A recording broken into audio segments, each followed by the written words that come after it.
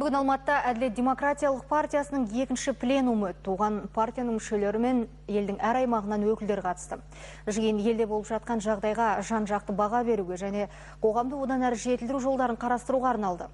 Пленумда партия аппаратының атқарған жұмыстары тыңдалып, алдағы сайлау кезінде партияның алға қойған міндеттері айқындалды.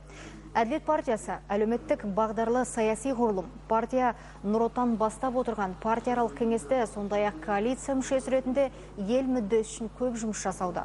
Ол елдегі билік, басқа да саяси күштер, қоғамдық бірлестіктер, үкіметтік емес ұйымдармен пікір алмаса отырып, құқықтық және әділетті қоғамды құруды көздейді.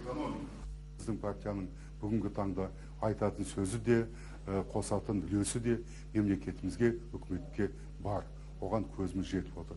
7 жылдық біздің мысалы тәжірибеміз соған тура келеді деп ойлаймын. Біздің ұсынған көптеген ұсыныстарымыз заң жүзінде, үкіметтің қаулысы есебінде, әртүрлі мысалы елбасының жарлығы есебінде өмірге келіп жатыр. Біз соған қуанамыз.